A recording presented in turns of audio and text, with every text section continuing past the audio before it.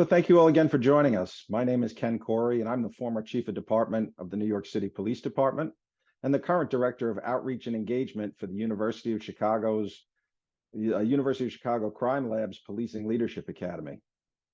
Today, we're here to learn more about situational decision-making, or SIT-D. It's a behavioral science-informed police training program that has been piloted in the Chicago Police Department.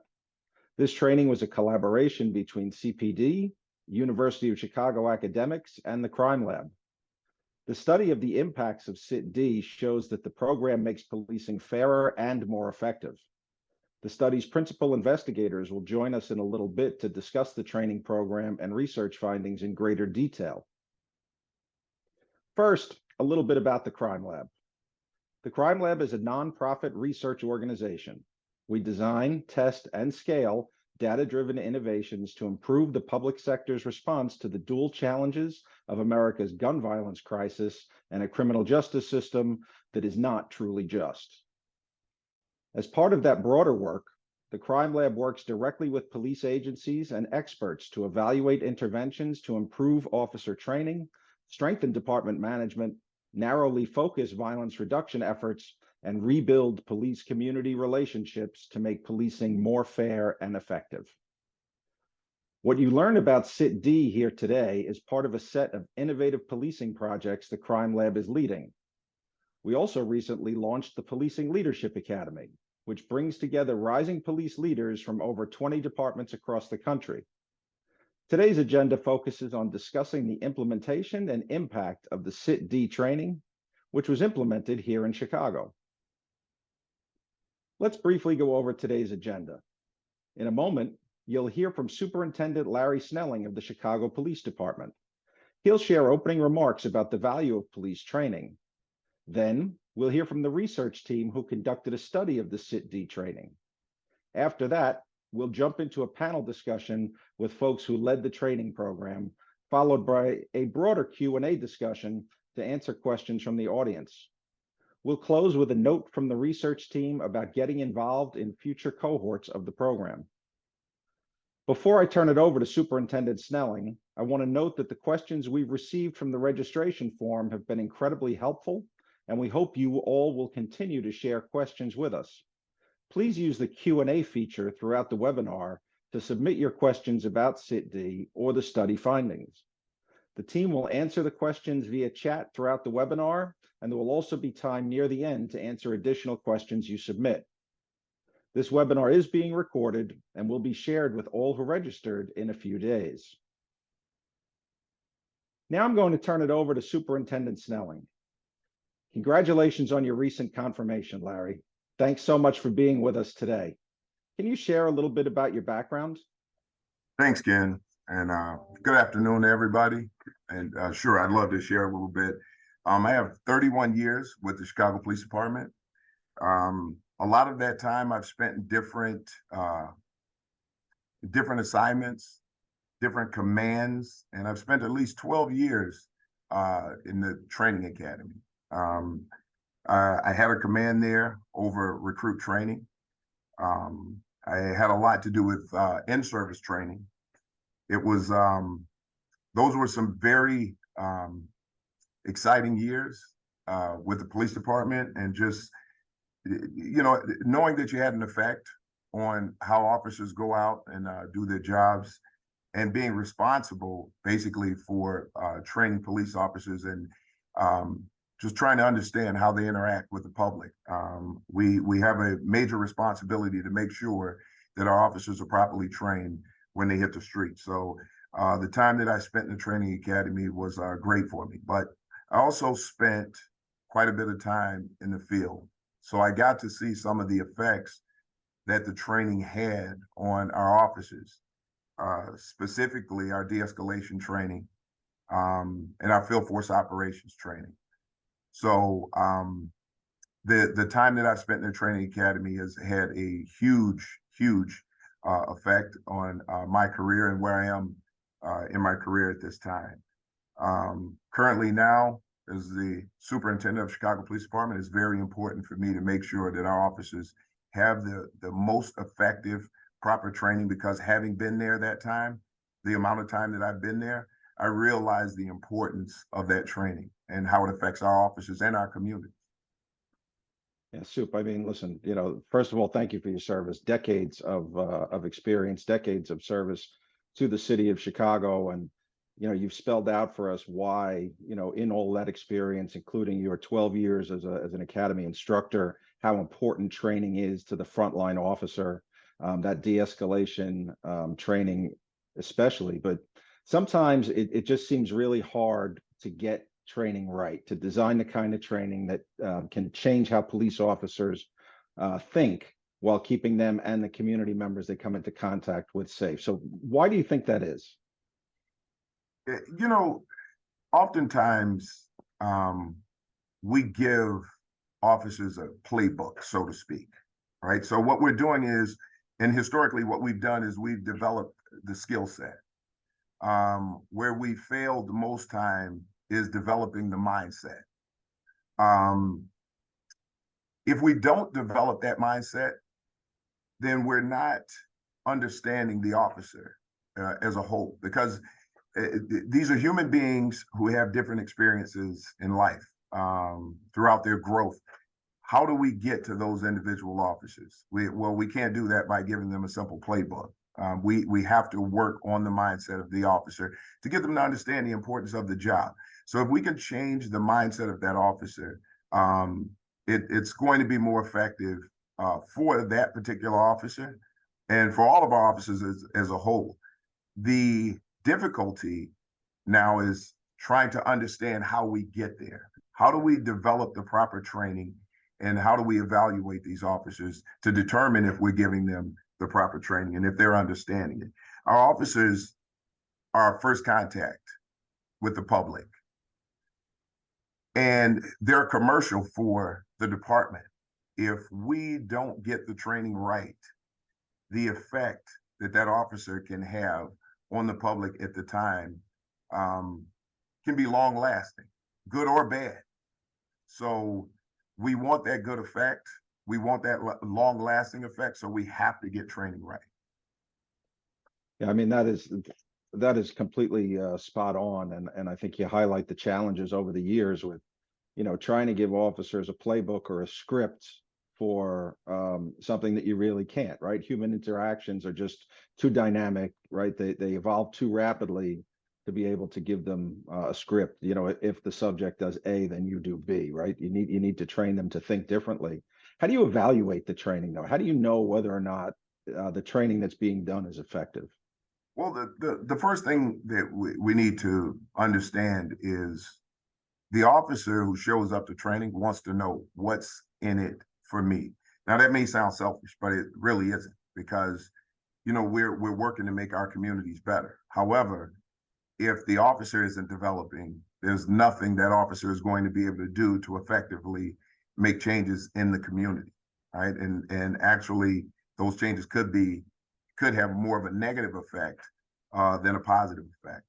So what we have to do is make sure that the officers, number one, are engaged in the training, right? Are they truly engaged? Are we giving them training that engages them so that they understand that this is going to work for them? It's going to make them better officers. It's going to give them better tools to work in these communities. These things that officers worry about, civil suits, disciplinary action, all of these things that are going to help the officer will also help the community. Number two, we have to give an officer the opportunity in training to make decisions and then self-reflect and self-correct on those decisions if the officer hasn't performed well in training. Then once we see that the officer has taken some accountability, some responsibility in that training, we can then track that officer. There are some officers that we can track that we see that may have had complaints throughout their careers, and see how these officers after the training are now interacting with the public. I can tell you right now, with some of the de-escalation training that we've done since 2015, we've seen a major decrease in police involved shootings. So that's one way to kind of track the training. It doesn't happen overnight, but it does happen. Yeah, no, and thank you. That's I mean, listen, that's great outcomes, obviously, and that's what we look for, better outcomes in our police community interactions. So, Superintendent Snelling, thank you so much. We really appreciate you joining us today and sharing your perspective. And we certainly look forward to working with you in your new role. And best of luck to you and your team, work going about making a safer Chicago. Well, you know what, Corey, I just want to say before I go, thank you to you. Thank you to the Crime Lab for the work that you're doing. It's important. Looking forward to working in partnership with all of you. It's going to take all of us to get this right. So thanks again. Thank you. So today we're taking a look at a training that was designed to be engaging, change behaviors in the field, and was also rigorously evaluated. Situational decision-making was designed carefully with the intent to change how officers approach policing situations that are often high risk, rapidly unfolding, and ambiguous. For the first time, training was paired with a data-driven evaluation process so we could see just what kind of impact it had. Presenting the findings today are Andrilla Dubé, the Philip K. Pearson Professor of Global Conflict Studies at the University of Chicago, with support from Anuj Shah, Associate Professor of Behavioral Science at the University of Chicago, who'll be responding to your questions in the Q&A box as Andrilla presents. Andrilla and Anuj, along with Sandy Jo MacArthur, who you'll be hearing from during the panel, are principal investigators of the study. I'll turn it over to you two. Thank you so much, Ken. So our work on this training really began by recognizing something that many of you here already know quite well, which is that policing is a really demanding job. Officers regularly have to make complex decisions in really stressful situations. For example, consider the following situation. Imagine that a police officer encounters a man in a dark alley and he's shouting unintelligibly and he starts to stumble away from the officer, but then suddenly the officer catches a glint of something in the man's hand. Now, the officer might conclude that the glint is a weapon and he might draw his firearm or even fire it in response. But of course, seeing the glint as a weapon is just one of several different possibilities, right? It's possible that the glint is actually a beer bottle and the man is just drunk. Or maybe the man is injured and the glint is a cell phone that he's using to dial for help. Now, we can sit here quite easily and cycle through these different potential interpretations, but it's really difficult to do that under high stress situations. And that just highlights one way in which policing is a demanding job, and that is that it's cognitively demanding, right? Officers need to take in lots of information, consider many possible interpretations, all in situations that are really stressful and require them to act quickly.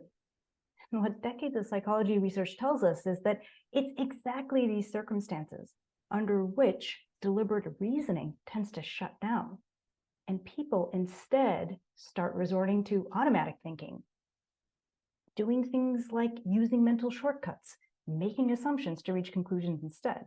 Now, that's going to be true for everyone, all of us here on this webinar.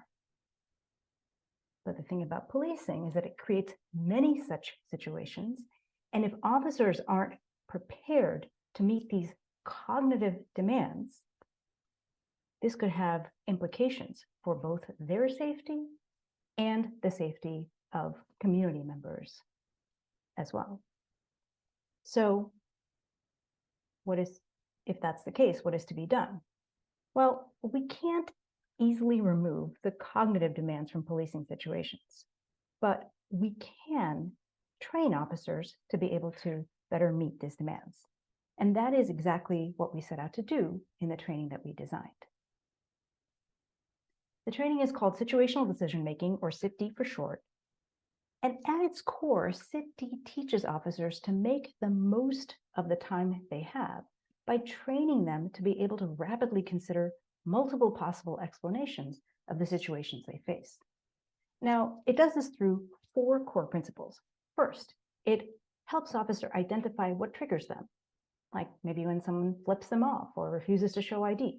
And that's useful because then they can be on the lookout to know that these are the situations in which they might not be able to think very carefully. Second, officers get a lot of practice with different approaches to self-regulation. They learn how to deploy breathing techniques, for example, because if they can control their physiological stress response, they'll be able to think more carefully in these situations. Third, it teaches them to recognize what we call thinking traps, which are really just a set of cognitive biases, like catastrophizing, assuming the worst possible outcome. In that situation, with a man in the alley, catastrophizing would be assuming that that glint is a weapon. And then we give them techniques to help them avoid these types of thinking traps. And a key component of this is training them to be able to rapidly consider alternative interpretations by having them engage in a variety of different scenario-based training. In the classroom, they go through several different video-based exercises. They also practice responding to radio calls with their partners, in which they're working through a mental checklist where they discuss what are the kinds of things they might expect to see when they get on scene. They talk about the information they would need to sort of suss out what is actually the accurate interpretation of that situation. And this is meant to help them feel more prepared and route to calls. And importantly, we have them go through a set of realistic scenarios in a technology called force option simulators, which is shown in the middle panel of the screen you're seeing. In these simulators, officers are interacting with characters that are projected onto a screen. They're going in with guns, tasers, OC spray, everything that they would carry with them on the street, except they are not firing live rounds. And in this way, they start to see how the different interpretations they have of a situation map onto different force options. Importantly, there's a really active debriefing session that happens after each scenario where they're asked, okay, what did you think was going on? What else could have been going on?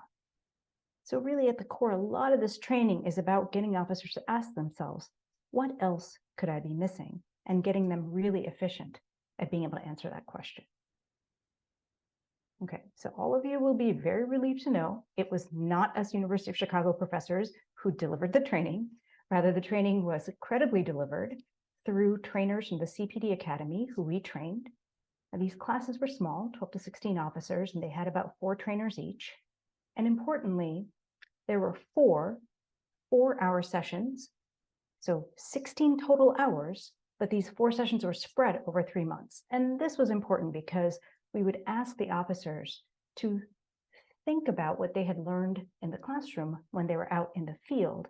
And we structured things in this spread out way because we didn't think we could really change how officers thought through a one-shot class. Now, it turns out the officers who took the training really liked it. 84% said they either liked it or liked it a lot. 93% said it would be useful for the job through these anonymous course evaluations that they filled out. But did it actually change how they assess situations? Did it actually change what they did out in the field? To get at that, we actually did a data-driven evaluation. In fact, we did a full-on randomized controlled trial with CPD. We started with a pool of 2,070 officers who were out of the academy, so this is in-service training. About half of them completed CIT-D, while the other half served as a comparison group. And the idea was just to see how, compare over time, how these 2 groups performed. And we did this in a number of different ways. First and foremost, 4 months after the training, we brought the officers comparison and those who had gone through the training back into the academy to see how they responded to different situations. We ran them through many different tasks. I'm just going to give you one to give you a flavor for the type of thing we did. In this task, there's a 2-part video. In the first part of the video, there's a person shooting at someone else in the parking lot. We pause the video, we ask the officers, how would they classify the assailant and what level of force would they use? We roll the video forward. In the second part, the guy has dropped the gun, he's put his hands up, and we ask the same 3 questions to the officers. And what we're after is we want to see if the trained officers actually downgraded their response more as the threat level fell. And we find definitive evidence that they do. The CITD trained officers were much more likely to recognize that lethal force shouldn't be used in the second part of the video. And they provided more appropriate ways of responding to these situations. Now, in other tasks, we also saw and measured that the CITD trained officers took in a lot more information from the scenes they processed, and they decided on their interpretation of those situations faster as well. So this was not a training that was slowing them down. Rather, they were really making the most of the time they had and processing information more efficiently. They also reported greater confidence in being able to handle a number of different policing duties. We also ran the officers through situations in the simulator. And when we did that, we saw the CITD trained officers were a lot more communicative and responsive. They were much more likely to give verbal direction to the subjects. They were much less likely to freeze during the training. And they appeared to be much better calibrated in terms of the level of force they used in response to the threat level in the scenario. So clearly, officers who were trained were changing how they assessed the situations and how they approached them. But did it actually lead to changes in behavior in the field? To get at that, we used CPD's administrative data, again for about 4 months after the training. And based on that, we see that the training led to substantial reductions in adverse policing outcomes. Okay, when it comes to uses of force, we can't look at lethal force incidents like police shootings, but we can look at all other types of non-lethal force. And here we see the trained officers were 23% less likely to use force relative to the comparison group. We also observed a 23% reduction in discretionary arrests. These are for charges like disobeying an officer, disorderly conduct, charges where the officer need not necessarily have made the arrest. In fact, there may be better ways of resolving a situation. Now, at this point, you might be starting to worry, okay, if there are these reductions in enforcement actions, is it possible that the training is actually jeopardizing officer safety? But actually, when we look at days off taken for injury, we see that there is a 49% reduction in officer injuries. So this is a training that's actually keeping officers safer, in addition to reducing adverse policing outcomes. In fact, we see another additional benefit. Next slide. We see that the training also reduces racial disparities in policing. We see that there is a 11% reduction in the arrest of Black civilians. And when we look at discretionary arrests, we see that there's a 28% reduction in the discretionary arrests of Black civilians. And in contrast, there are no reductions in the arrests of subjects of other races. Okay, so this is actually closing the race gap in policing. And this is really important because this was not a training that was designed to tackle implicit bias. But what we're seeing is that by training officers to navigate cognitive biases more generally and training them to think differently in the situations, the training has the potential to also reduce racial disparities in critical outcomes like arrests. Final thing I'll say is that the training is really cost effective. So it cost $864 per officer, which is roughly on par with cost of other police trainings that use simulators. So how do we think about the benefits or the dollar amounts it saves? Well, if we just hone in on one particular benefit, which is the reduction in officer injuries, what we see is that it produces a savings of $1,056. So already you can see that the benefit is outweighing the cost. But of course, there's even broader benefits for the community, like improved trust in policing, reduced psychological and physiological costs from reduced enforcement actions. And these things are really hard to put a dollar amount on. But if we were to consider those additional factors, it would only reinforce the bottom line that the training is cost effective.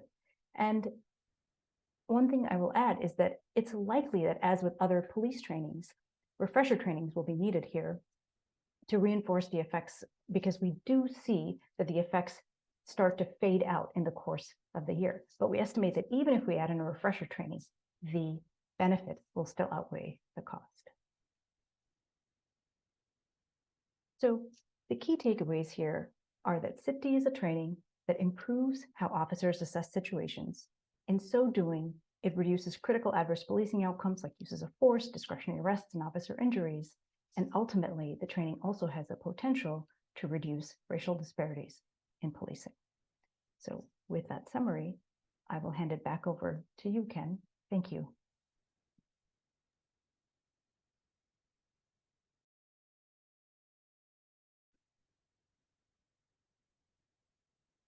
Well, thank you very much, Andrilla. That was a terrific overview of the training program and the research findings. So let's dive into some discussion of what we just heard. And I'd like to introduce you to our panelists for this portion. Sergeant Tom Gaynor has been with the Chicago Police Department for more than 23 years. And for the last 6 years, he's been assigned to the training and support group as an instructor and supervisor. Sergeant Gaynor was one of the 3 key sergeants who led and organized the CITD trainers and also directly taught the officers in the training. Dan Godsell is a former law enforcement executive with 29 years of experience at CPD. He helped to launch the CITD training while he was Deputy Chief of the Education and Training Division. And Sandy Jo MacArthur is a law enforcement specialist and the former Assistant Chief of the Los Angeles Police Department. See, my head is already in a sunnier, warmer place. She was the Assistant Chief of the Los Angeles Police Department, who served in the department for 35 years. She designed the CITD curriculum in its entirety with Andrilla and Anuj. So thank you all for being here with us this afternoon. And first question for Dan. What sets the approach in this training apart from existing training at CPD or elsewhere?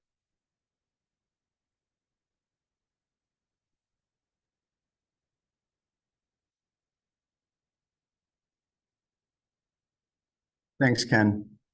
I want to make 3 points to answer that. First, many existing in-service training focuses on building physical skills. For example, how to handle your weapon or physical tactics like dynamic room entry.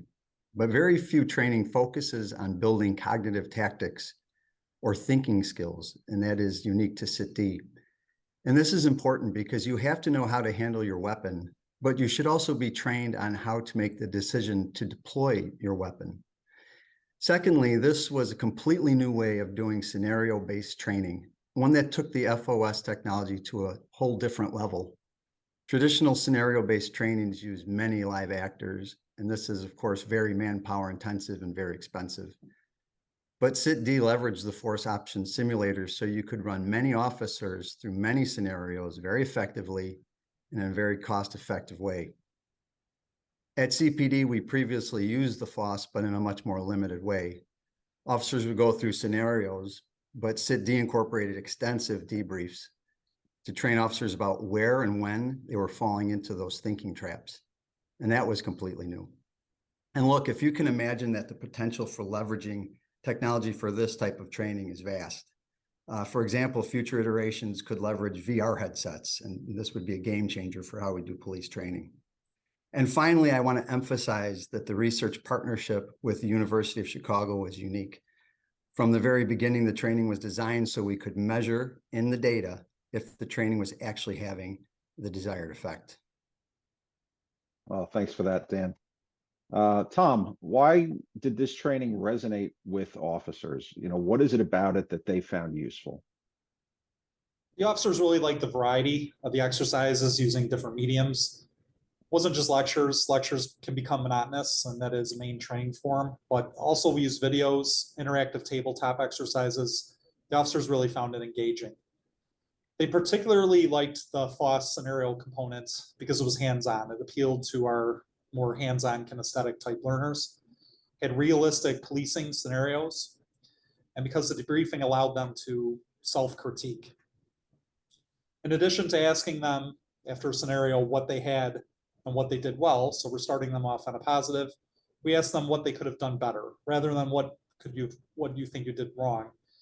They could identify most of the potential issues that they had and room for improvement themselves. The vast majority tackled that problem themselves. Sometimes there were issues that they left unaddressed that we as trainers would address with them, so they didn't leave the training with the wrong idea. But the emphasis on the self-debriefing and the self-critique, I think, really brought out the best in their ability to think in these situations, especially when they went out to the field. Yeah, that's all important stuff, Tom. Is there anything that surprised you about what went over well? There were several exercises that the officers really liked that were also completely outside the policing concept or context, but probably are universal thinking type exercises for any occupation. For example, there's an exercise where we show them this shape that's on the screen right now. Now, depending on what life experience you have, maybe depending on how old you were, people saw different things. Some people said they saw the Star of David, and they explained that they saw that because maybe they were of the Jewish faith, or they worked in an area that had a significant Jewish population, lots of temples, things like that. For instance, I'm 51 years old. I instantly saw Pac-Man, probably indicative of when I grew up in the 70s and the 80s, but various people saw various things. Yeah, so I guess, Sorry. no, please go ahead. It becomes really clear what you see depends on what your background is. Additionally, some people saw the Cook County Sheriff's Star because they had been on the Cook County Sheriff's Department beforehand. Different interpretations of different situations that kind of put them in that mindset.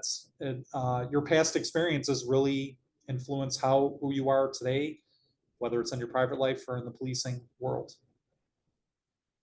Yeah, so anecdotally, in what ways did you see the training having an impact on officers?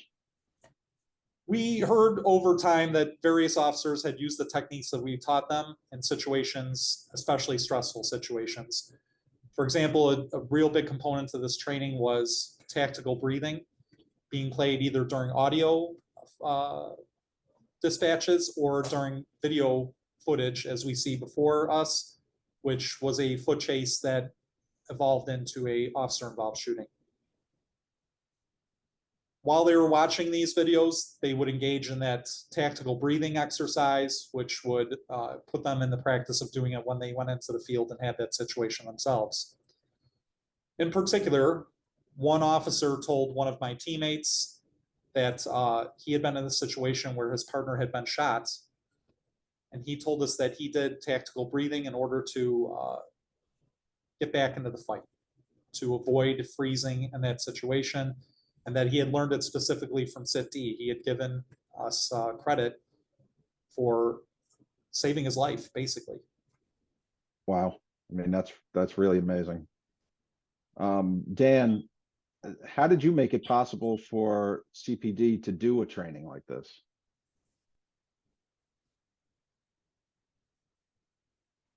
I think you're muted, Dan. Sorry about that. Yes, every department has some in-service training requirements that they need to fulfill. And sometimes these requirements can feel like constraints on what it is you need to do. But the key is to turn these constraints into opportunities to try something new. When I was the deputy chief of the training division in Chicago, CPD faced certain requirements under the consent decree in terms of the number of hours of training officers had to do and the type of training we were required to do. For example, we were required to have training that addressed how officers respond to individuals having mental health crises. The CIT-D training had several related scenarios. For example, how officers should respond to someone who may be experiencing a schizophrenic episode, for example. We leveraged this requirement as an opportunity to roll out CIT-D as a new training initiative. So Sandy Jo, you developed this training with CPD in mind, but in what ways do you think it's relevant for departments around the country? Well, I believe that this is like specific to no matter if you're a small department, medium department, or large department, because policing requires officers in multiple different scenarios to be very agile. And that's what we created, how we created the curriculum. we were able to integrate all of the knowledge, skills, and abilities from both the theoretical background, theoretical studies that have been done, what we do know, and also merge it with the skill sets that officers are always afraid they're going to lose if they go to a training on certain biases or something along those lines.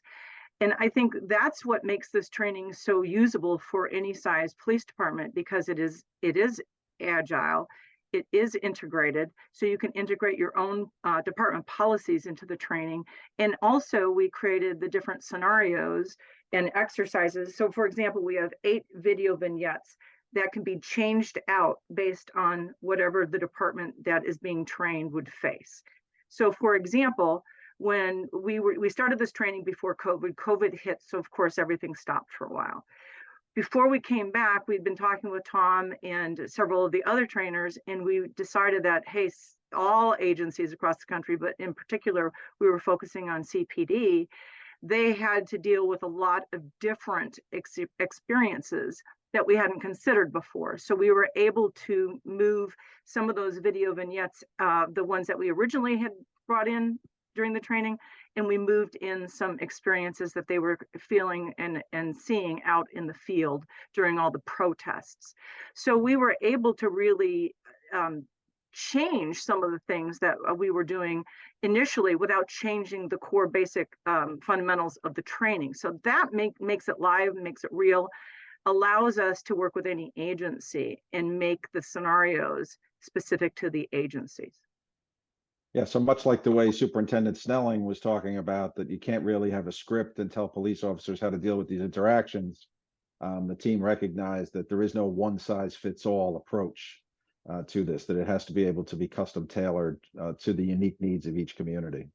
100%. And going back to what Superintendent Snelling said, the train and what we really focus on, which is why I think this training is so incredibly good, we focus on the whole officer. So it's about cognitive and physical skills, merging them together. But we also have the baseline of infusing some of their own policies as well. So I think it really is something unique that you don't typically see. Usually it's a canned training that you get from the outside, and the trainers have to try to be agile to try to figure out how it can fit with their agency. We reverse that thought process. We designed a curriculum that is agile enough to be able to go in working with a specific agency and then modify it for their specific needs in the field. Well, thanks very much, Sandy Jo, and thanks to all of our panelists for this terrific discussion. I know that we've seen some conversation come up in the Q&A box throughout the webinar, so let me pass it off to Sandy Jo, who's going to take us through some of those audience questions. Hello, everybody. Okay, I'm getting my questions up from the group.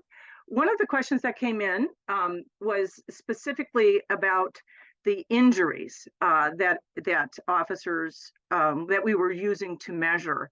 So I think I can throw that to Anuj, or Andrella, but we did see reductions in injuries to individuals who are involved in use of force, as well as the sick. Anuj or Andrella, would you like to speak to that?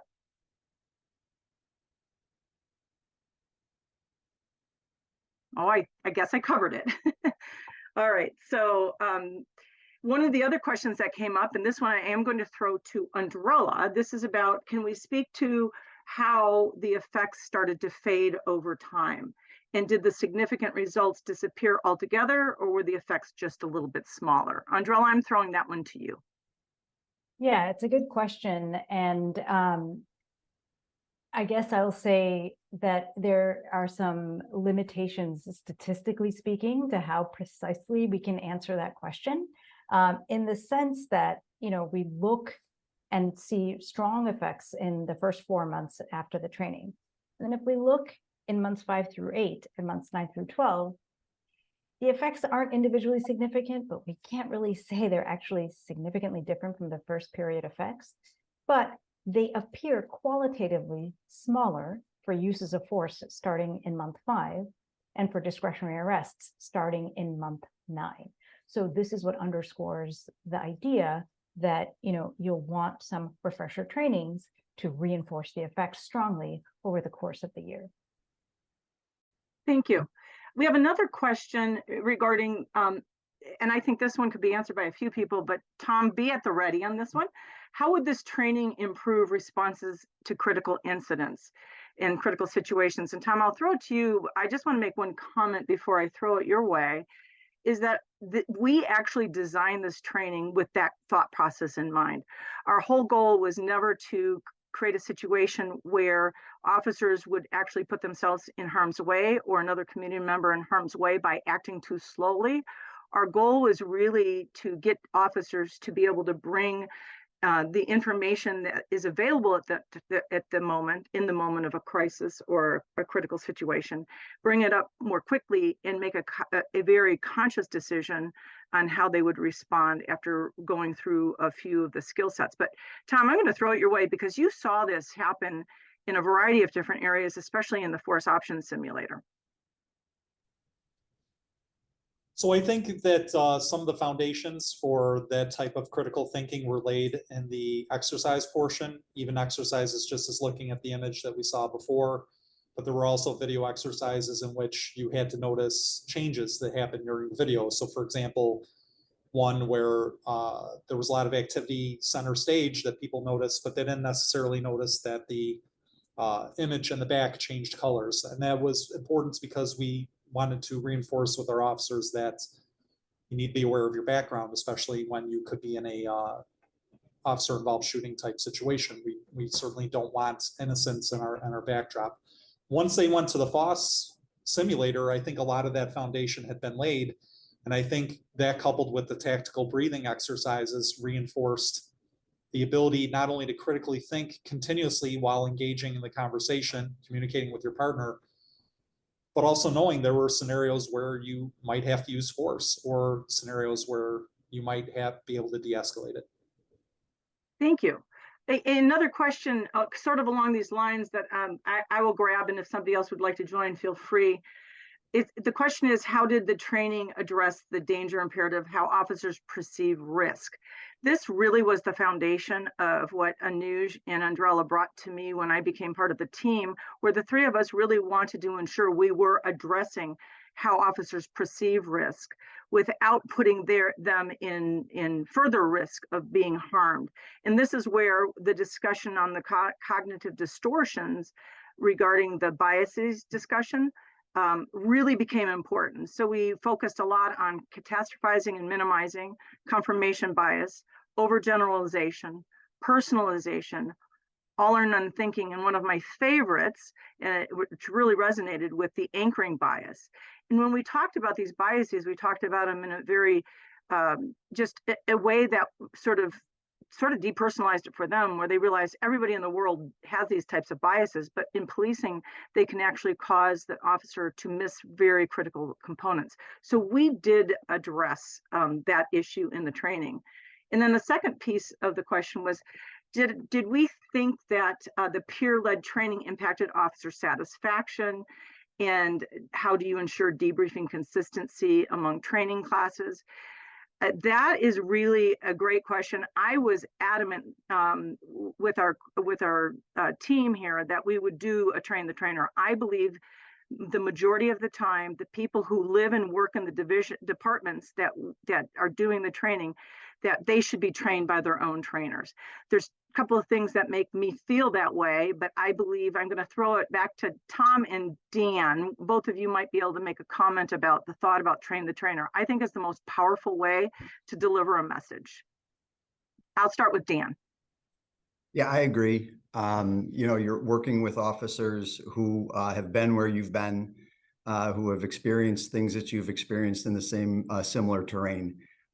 Any kind of training material on up to the instructor, the person who's training you, if it's relevant to your experience, and it, that just makes it all the more valuable, especially because the officer is going to recognize that credibility and really buy into the training if the training is well crafted, like this very much was. Excellent. Tom, did you want to add anything? I would say that our cadre had been called the Decentralized Training Group, and we brought training out to the districts. And we always trained as if we were going to get unexpected questions. So when we trained for this, when we would rehearse going through these scenarios, we would train to get the unexpected results. So someone might do something that we might have expected or something that they wouldn't be expected. And we made sure that everything that we would debrief them on would be related to Illinois state law and Chicago Police Department policy. We had to make sure that everything was on the same page. Oh, excellent. Ken, I have a question for you. This is more of a generic national question with policing. You are very familiar now with the training and the results, and you've seen the training. So could you talk about this through the lens of agencies who might be facing consent decrees or agreements, things like that, that they may be under a civilian oversight or monitorship, how this training might help? Yeah, so in policing right now, sadly, there's not a lot of evidence-based training that's available. There's a lot of stuff that's best practice. There's a lot of things out there that people think achieve the desired results, but they really haven't been rigorously evaluated to know that that's so. So to be able to go to your community, to be able to go to your federal monitor or your oversight board or your citizens review board and say, we're going to introduce this training.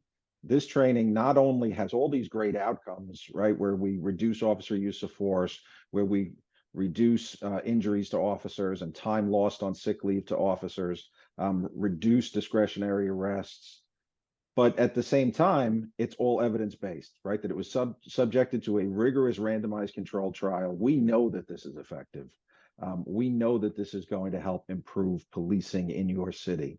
And I think departments are really crying out for that type of training right now. I know that officers are. So to be able to have something like this that meets all those needs and you have the science to back it up to prove that it actually works is really just a win-win for everyone. Excellent. Andrella, there's a question about spillover. Since we did a randomized trial and we trained 1,000 officers, there was a question about is there spillover issues? Can you address that one for us, please? Yeah, I was actually just typing it, so thank you for raising it. So yeah, we were somewhat limited in our ability to limit spillover effects because we needed to put half of the officers within a given unit watch into the training while the other half was a comparison group, because it would jeopardize public safety to pull all the officers off the street for training purposes. But that being said, what we can do now is we can look and see if the fraction of trained officers out of all the officers in a particular stratum, a unit watch, actually, if having a larger fraction of trained officers produces larger effects. And we see definitive evidence that it does. So what that suggests is that there are some spillover effects, meaning having more of the control officers limits the extent to which the trained officers are actually improving their outcomes, right? So in other words, these estimates that we're seeing about 23% reduction in uses of force are just more like an underestimate of the true effect. The true effects are even larger than what these numbers suggest. So that also tells us that for future iterations, it may be even more effective to have whole teams, like whole unit watches, trained together. Yeah, I love that concept. I think that's really good. And officers who train together usually do a much better job together out there in the field. So excellent point. There's a question here that I think I could address. And then Tom, I may throw it your way too, so just be prepared. The question is about, could we talk a bit more about how officers were encouraged to better prepare themselves based on the dispatcher? Wow, this is like such an important and critical piece. It really was addressed very strongly in our anchoring bias discussion, how we get the initial radio call and we are sort of anchored to what that call is. So for example, it could be a robbery in progress, and you can imagine that it's not actually, when you pull up on scene and there's somebody standing there with a gun, that it may not be the robbery suspect. It could be the store owner or a citizen who's defending themselves. So we did address that in the anchoring bias in particular, although we touched on it in several others. But specifically, we used two different avenues to drive this point home. Some of it was in our breathing exercises. We did 18 breath work exercises throughout, and some of them did involve dispatch. So that's where we started to get them to learn how to breathe as soon as that that critical call comes out. And the second thing that we did is we created an exercise we called the 120-second exercise, which we get officers in groups of 3 or 4, and they actually are moving around the room, and they are thinking critically about what they need to be prepared for, what they need to do once they arrive on scene, as though they are actually taking 120 seconds to arrive on a call.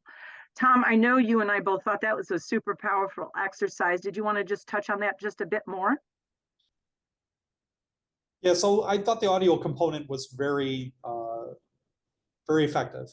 Sometimes it was Chicago Police Department dispatches, so it provided some familiarity and also some uncertainty, though. And then sometimes they were from dispatches from other departments, where sometimes that uncertainty, even as calm as the dispatcher may have been in those dispatches, provided a little bit of anxiety, which we wanted them to practice the tactical breathing in order to combat. Moving from station to station, they would put down things on the paper that they would do in preparation, mentally, physically, tactically. As they would move from station to station, they would add concepts that the previous group hadn't thought of, but they would also see concepts that the other group had thought of that they had not. Yeah, we really that was a risk for us. We put the exercise together, and because we kept them in the classroom to do this, we weren't sure how realistic it was, but their breath rate was increasing. They did an amazing job. And the beautiful thing about the exercise is we did it multiple times over the course of the 16 hours. And each time we actually shaved seconds off. And what we were finding is that officers were actually having longer lists of things they needed to listen for, look for, request for additional resources as the time got shorter. So it was really reinforcing that we can address some of those concerns that people have about, can you actually do more in a state of awareness in the same amount of time? And we actually showed that you can do more in even less time when you're thinking about training through that lens. So excellent. I'm checking here to see if I have any other questions. I do have one that is about whether or not there are, if we thought of using other technologies in this training, and how maybe some of the technologies that can be used in the field are helpful. But really the only technology that we looked at from the field perspective was the body-worn cam. And we used a lot of body-worn cam footage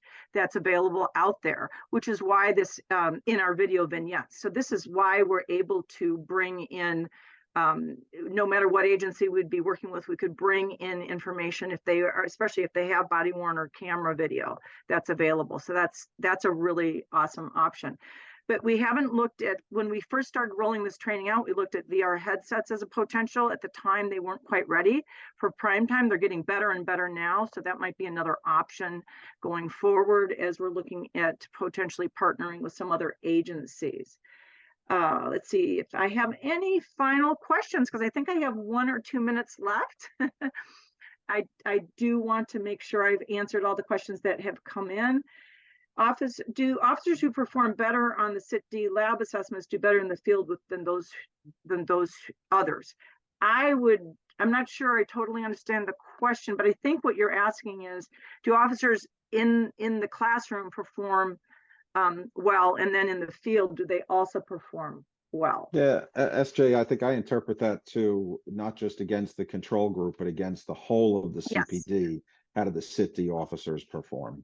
Yes, yeah, so I 100% agree. Dan or Andrella, do you want to, either of you want to take that one for our final question?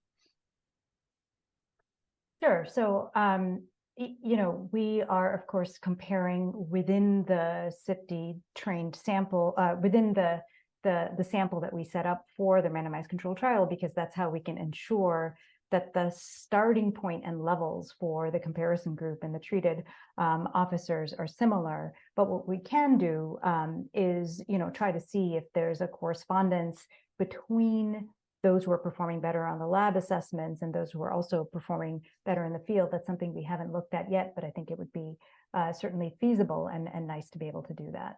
I do want to flag that there were some additional questions that were posed about, whether or not we have evidence from, outside of CPD and whether this training has been tried in other places. So what I want to do is I want to actually answer those questions by pivoting over into To the close. Beautiful. into I am closing kicking it remarks. to you for closing, Andrella. Great. Thank you to all of our panelists. What I want to say is, this training was piloted and conducted in Chicago, but it was done with an eye toward, relevance and potential relevance for departments around the country. So now what's next for CIPD? Well, we are actually looking for a handful of other police departments to collaborate with us so we can work with you to adapt the training to the needs of your department. So I'm going to say that we are currently a small shop, so we won't be able to work immediately and simultaneously with all potential interested departments, but we're also hoping to grow. So if you're interested in starting a conversation about the possibility of bringing CIPD to your department, we have a really short form that you can fill out and share your details, and we'll follow up with you. We're adding a link to that form in the chat now. And if you're watching, you can also use this QR code. You can scan it, and that will bring you to the form. I'm going to just say that a small group of us are going to stay on for additional Q&A for another 10 minutes. So if you have additional questions, feel free to stay on. Otherwise, I want to close by saying I would really like to thank Superintendent Snelling, our moderator, Ken Corey, and all of our great panelists and presenters for helping us share this overview of CIPD.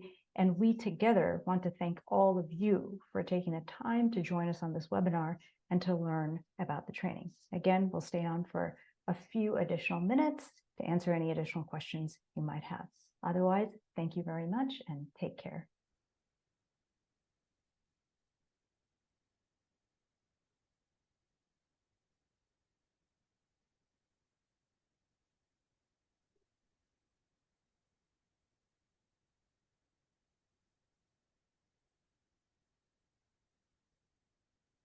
So if there are additional questions, you can feel free to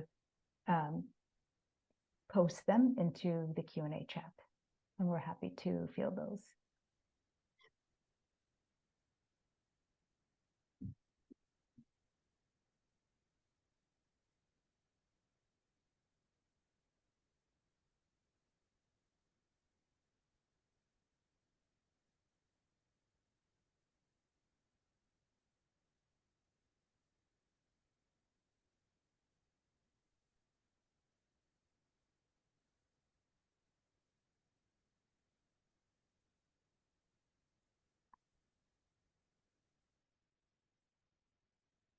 Sarah, do you want to go ahead and answer this question?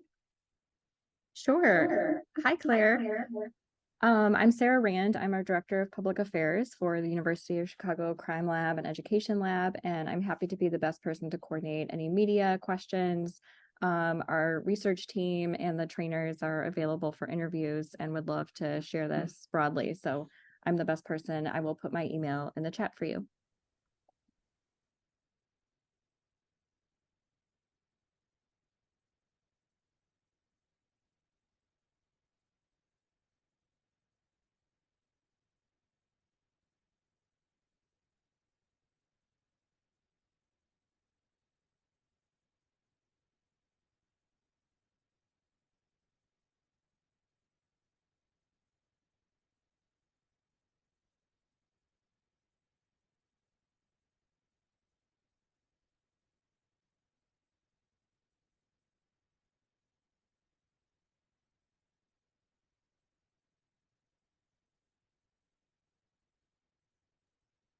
One of the questions was beyond CPT, what other police departments have been trained. I thought we answered that earlier, so I apologize. But right now, we have only worked with CPD.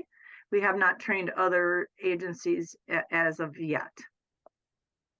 One other question that I'm seeing that popped up is, how often does this training need to be revisited during the year to offset perishable skills? Andrala, would you want to address that one? I think based on the pattern that we're observing, it's possible that doing this once every 6 months or so might be the right time frame with which to sustain the effects for longer. Yes, and I would just add to that that we don't believe it has to be a whole nother 16 hours of training. It's what I call the touch and go. We're still looking at all of those things. There's one other one that I think that several of us could actually answer. How receptive has CPD been with this research? And CPD was very much embracing what the results. They thought that were great results. As most people know, there's been a transition from one superintendent to Larry Snelling, who's the new superintendent. And he is very much embracing the results, and we are looking for how we can continue our work with CPD. And I believe that answers most of the questions in that. I was just very pleased with how we were able to work so closely, not just with the higher ups within the organization, but we rolled our sleeves up and we were in the classroom for a very long time with our trainers. So it was a really positive, a collaborative working relationship.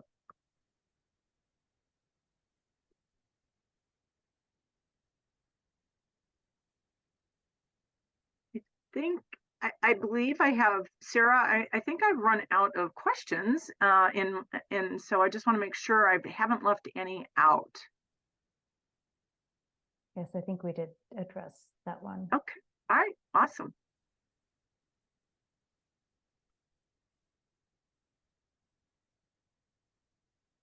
All right.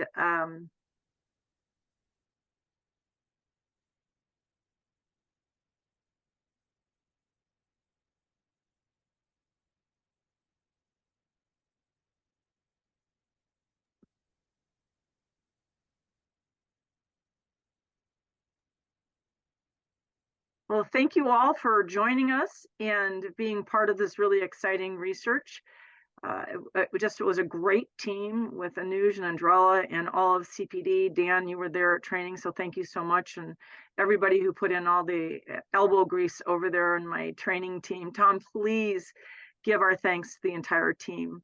They did just an amazing job. And without the trainer and the training team over at CPD, this never would have been possible. Andrala, want to give closing thoughts?